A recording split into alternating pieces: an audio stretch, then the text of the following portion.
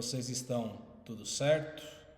Bem-vindos a mais um episódio podcast Tricolor em Foco com Casarri, que é este que vos fala aqui. Hoje estou com minha camisa azul em homenagem ao jogador uruguaio Juan Izquierdo, assim como São Paulo fez, né? Entrou com uma camisa linda, azul, com detalhes, né? Com detalhes lembrando aí a camisa da Celeste, da seleção uruguaia, e também com o símbolo aqui, né? Assim como a camisa do Nacional, lá na questão do bolso, né? Como eles são conhecidos lá no Uruguai. E por causa, né, tinha um bolso aqui, o símbolo do Nacional ficava em cima desse bolso, e aí chamava o clube do bolso. E eu não tenho essa camisa, mas essa aqui foi feita em homenagem aos jogadores uruguaios que vestiram a camisa do São Paulo, Dário Pereira, Lugano, né, o Poi, né, alguns outros jogadores aí.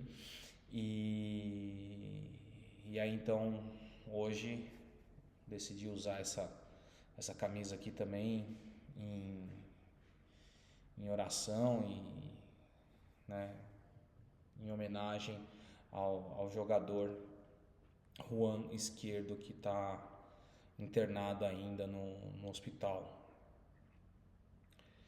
Desejamos melhoras ao jogador, né? Vamos começar aqui. O São Paulo não se movimenta, né, no mercado no sentido de efetivar algumas coisas, de fechar alguns contratos ou contatos até, né, efetivamente. Vide o caso do Mário Rui, né? As notícias que circulam aí é que o Napoli está se mostrando indiferente aos contatos do São Paulo, né? Não retorna nem positivo, nem negativo, nem faz contra-oferta, nem nada. Simplesmente não retorna e aí o São Paulo fica sem saber o que fazer. Não sabe se está agradando, se está desagradando, e a coisa não evolui. Então fica aí arrastado esse processo e nós aqui, falta uma semana para fechar a janela e a gente não sabe se nós teremos jogador aí para suprir aí a lateral esquerda, né? O Alexandre que falou que não, se eu for fechar no Brasil eu vou dar prioridade para vocês.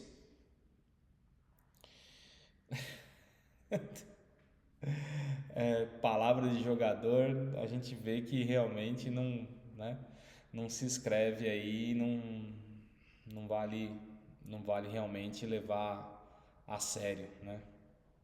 Se eu for fechar no Brasil, eu vou fechar com vocês, mas minha proposta é ir para a Europa. Isso aí. Tá lá no Flamengo, assinou com o Flamengo. Bom, me parece, assim, eu vou falar me parece porque assim, é o que parece, é o que eu vi de notícia, mas notícias em blogs, Instagram, esse tipo de coisa, eu não vi nada em grandes fontes que, dado a desclassificação do Boca na Sul-Americana, o São Paulo teria voltado lá pro Boca e perguntado, feito uma nova consulta sobre o Paul Fernandes, né? Enfim, mais uma vez, né? Não tem nada de oficial, apenas aí algumas notícias que a gente não tem exatamente como averiguar e aprofundar, mas que faz até sentido, né? Dado que o Boca falou que não ia negociar o jogador, porque ia precisar dele para a Sul-Americana, né? Agora foram desclassificados, então, né? Quem sabe? Mas e aí a gente volta a falar, faltou uma semana para fechar a janela de transferências, 1º de setembro, dia 2 de setembro, alguma coisa assim. E até agora é isso que a gente tem, né? Uma possibilidade do Mário Rui e talvez o Paul Fernandes. Isso se o Boca decidir abrir mão do jogador. Enfim, é isso, tá? Essa é a movimentação do São Paulo que chegou para todo mundo aí, que está disponível aí em todos os meios. Efetivamente, contatos fortes, propostas, nada demais, tá? Bom, dado isso, né, e já falei aí do jogador do ramo esquerdo, né, que está ainda no hospital, a gente só fazer um adendo aqui e parabenizar o Caleri pelo que ele fez, né? O São Paulo, o time inteiro se solidarizando, né? Alguns jogadores foram ao hospital, mas o Caleri chegou lá e falou: ó, esse aqui é meu cartão de crédito, o que precisar para ele, podem contar comigo, eu pago, para que não falte nada de primeira linha pro ramo esquerdo. Então, o azul aqui também vai para a Argentina, porque gestos como esse realmente não não se pagam, né?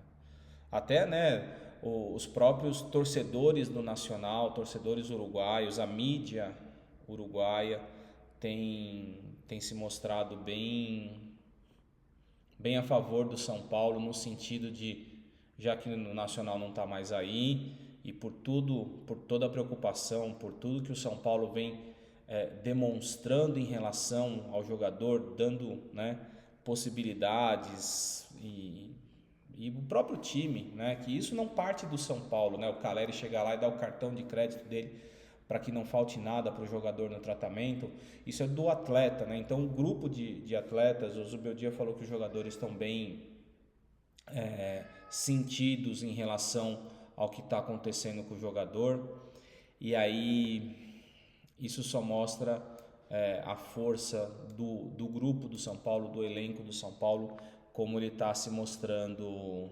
unido, né? E unido na categoria, né? Enfim, então também o azul aqui também fica aí para o time para Celeste e para a Argentina, no caso, né, pela solidarização aí do Caleri. É claro que, gente, aí o Bobadilla, né, também, que é paraguaio, o Arboleda, que é equatoriano, todos os jogadores estão se solidarizando. Então, é só uma maneira da gente demonstrar aí força demonstrar nosso sentimento de melhora pro jogador, tá? Vamos falar do jogo então. Como é que foi esse jogo? São Paulo 2, Vitória 1 no Morumbis. São Paulo, obviamente, né, pelo confronto que a gente tem agora pelas quartas de final da Copa do Brasil, já na quarta-feira, o São Paulo decidiu poupar alguns jogadores, até em virtude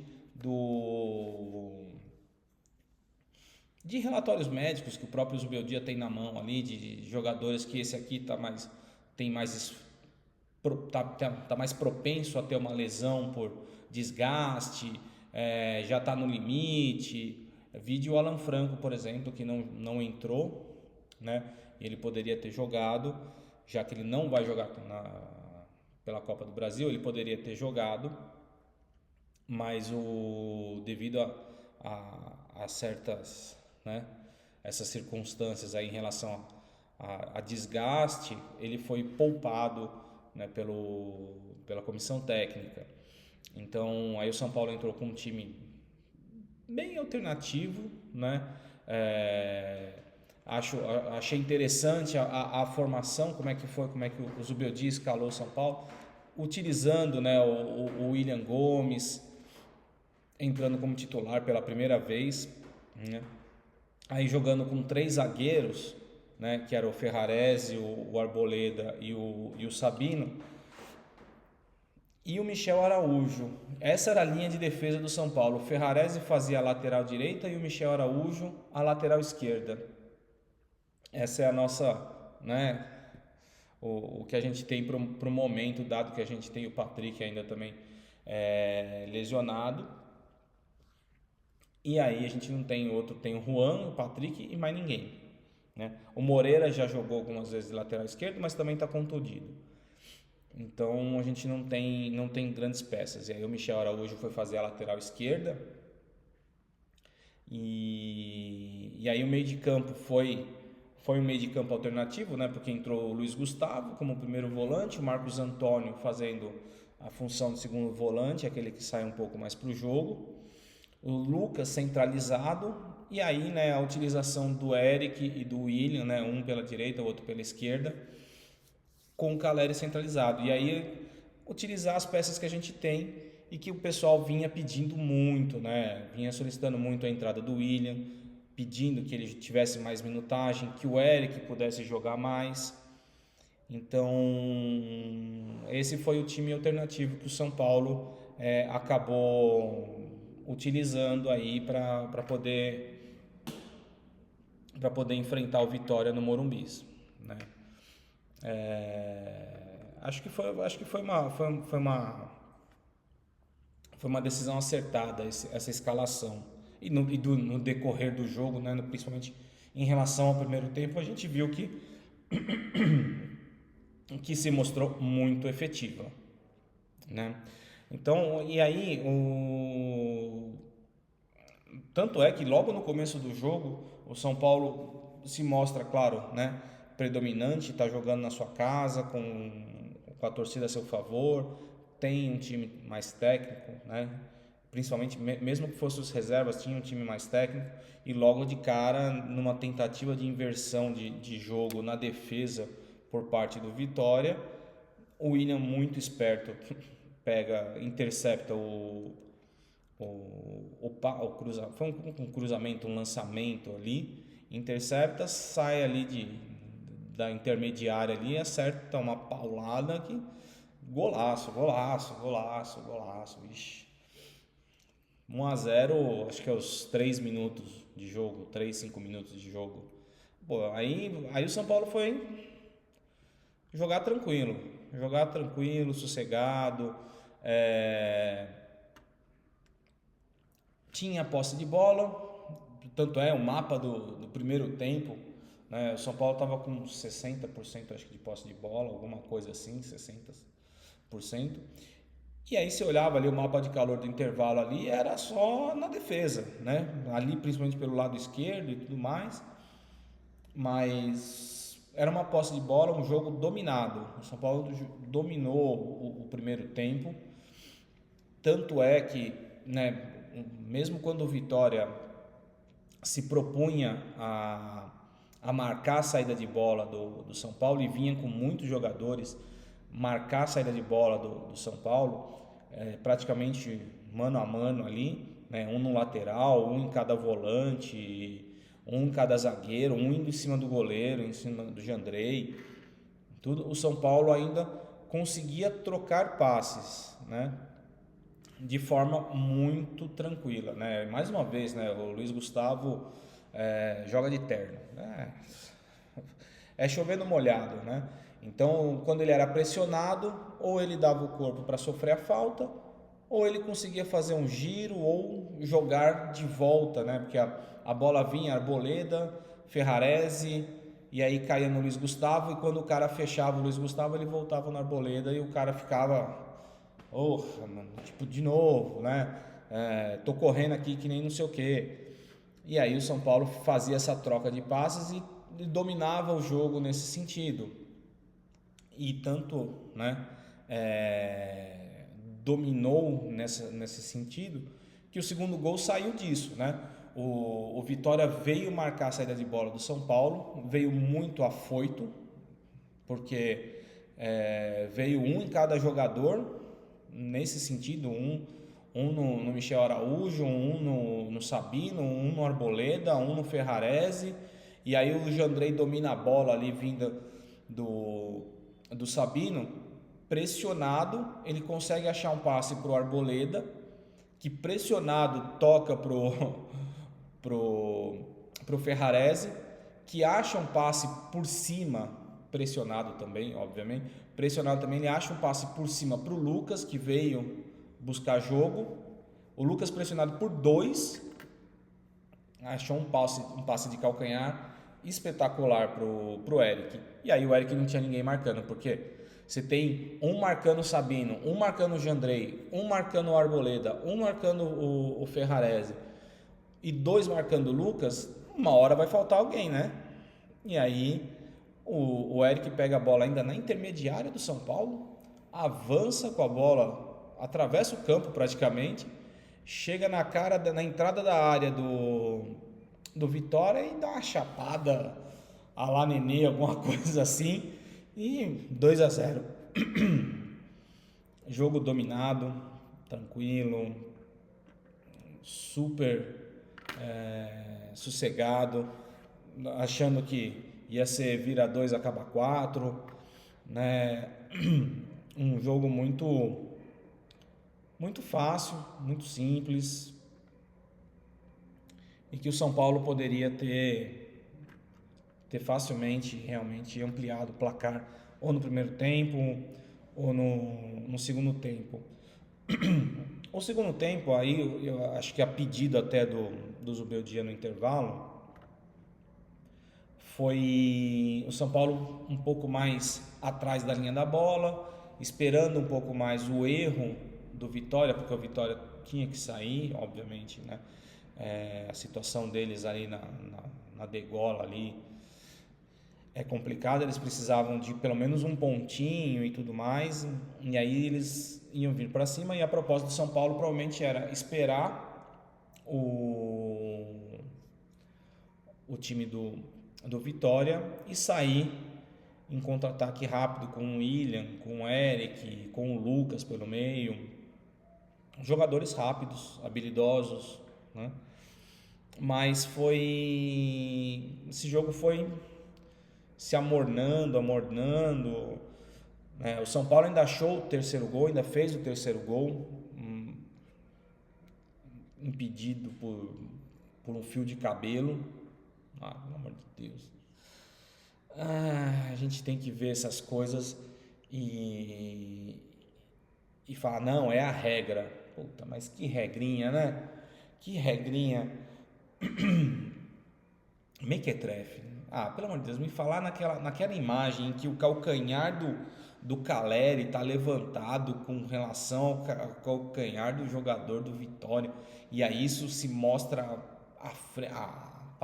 é achar pelo em ovo, é querer dar o impedimento, é assim, não, eu vou dar o impedimento, eu vou anular esse gol, deixa eu achar alguma coisa aqui que é para anular o gol, porque eu tenho que anular, não pode, não. E aí vai lá e fica olhando e procurando e fuçando, e aí inventa, para mim inventa, tá, gente? Que vantagem que o cara tem se o calcanhar dele, se a chuteira dele saiu do pé dele ali, a chuteira ficou ali impedida, que vantagem que o cara leva nisso? É ridículo isso. Então, e aí o VAR anulou o terceiro gol do São Paulo, e a gente continuou um pouco mais nesse jogo morno, e uma bobeira assim do Eric, que eu acho que vai muito sem freio ali num jogador dentro da área, e aí pênalti para os caras. Acho que não precisava ter ido tão afoito assim no jogador deles, por causa porque o Arboleda estava na frente, tinha um outro jogador acompanhando pelo lado, mas enfim, ele toca sem querer no joelho do cara, e aí o cara cai, e aí é pênalti. Enfim, aí eles fazem um gol e era tudo que o Vitória precisava, né? O São Paulo começa a mexer, aí tira o Caleri, tira tirou o Eric, depois saiu o Lucas, né? E isso acaba chamando, né, o time do Vitória para cima.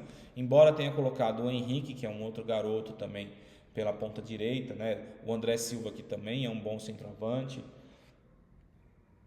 Colocou o Wellington Rato no lugar do Lucas ali pelo meio, mas, né, tirou o Luiz Gustavo e aí coloca o Galopo. São mexidas que, embora as peças que entram não sejam tão abaixo, né, aos jogadores que saíram, obviamente que eu não vou comparar Lucas e Wellington Rato, né, que eu acho que o Lucas, para todo o elenco do São Paulo, exceto o Caleri ali, tem uma diferença muito grande, mas o Eric para o Henrique tem um pouco mais de experiência, o André Silva para o Caleri tem um pouco mais de, eu acho que o Caleri tem um pouco mais de tranquilidade, tem uma identificação muito grande, então joga muito mais tranquilo e tudo mais, mas as peças que entram não são tão diferentes assim. O São Paulo não muda o esquema tático, porém tem uma diferença, né? Porque são jogadores que pouco jogaram juntos, ou nessas funções que estavam fazendo, por exemplo, o Rato pelo meio, né? Não é uma função que ele está acostumado a exercer. Ele jogou assim um tempo e meio contra o Palmeiras, jogou bem, né? Mas não é uma função que ele está acostumado, e ainda mais não acostumado a jogar na função, não acostumado a jogar com o William e o Henrique, não acostumado a jogar com o Marcos Antônio e o Galopo. Então você coloca jogadores, né, que têm aí as suas qualidades, mas que não estão acostumados a jogar juntos. E aí o São Paulo acaba trazendo o Vitória para cima e toma uma pressão, não uma pressão absurda, em que o Jandrei acaba tendo que fazer milagres e tudo mais, mas é uma pressão, né? Os caras estão em cima, estão chutando de fora da área, efetivamente pressionando a saída de bola, e aí com mais efetividade, porque a gente tirou o Luiz Gustavo, que tinha essa tranquilidade para fazer a saída de jogo, né? E aí, bom, o jogo acaba se desenrolando nesse sentido, mas muito mais um pouco mais favorável para o Vitória por conta desses detalhes, né? Que aí são escolhas que a gente tem que fazer. O Lucas talvez não pudesse jogar os 90 minutos, o Caleri não deveria jogar os 90 minutos, o Luiz Gustavo também acho que não precisava jogar, acho que o Luiz Gustavo não precisava nem ter entrado em campo, mas se ele foi escalado, eu entendo que ele tinha condições físicas de jogar esse jogo e jogar na quarta-feira. Ótimo, perfeito, então seguimos assim. O resultado foi efetivo, 3 pontos em casa que precisavam ser somados, dado, né, a derrota para o Palmeiras. A gente se distancia do G4, pelo menos a 3 pontos.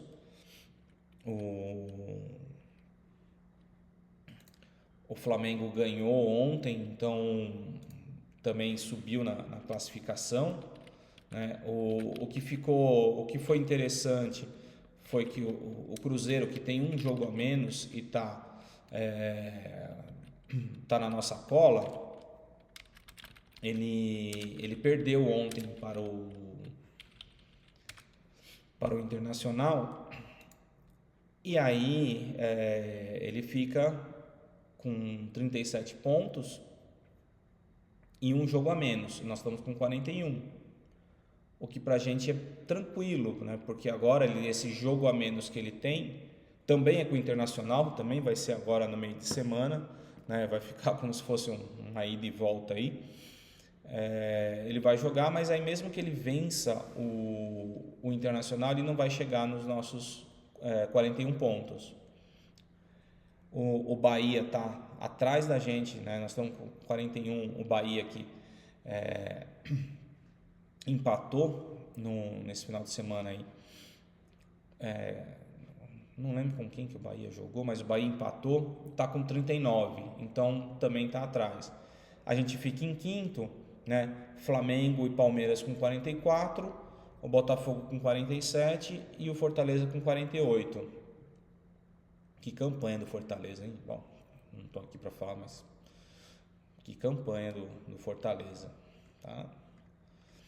E aí, então, a gente fica numa situação, graças a essa vitória, numa situação até que realmente relativamente confortável, né? O Flamengo tem os 44 pontos, mas tem um jogo a menos ainda, né? O Fortaleza tem 48 e também tem um jogo a menos. Assim, o título brasileiro ficou muito difícil agora, né? Após a derrota pro Palmeiras. Se a gente tivesse ganho do Palmeiras ou empatado pelo menos, eu acho que a gente continuaria ali numa briga bem próxima ali, mas não foi, não deu. E eu acho que a briga tem que ser aí pra gente entrar nesse G4. E a briga tá feia.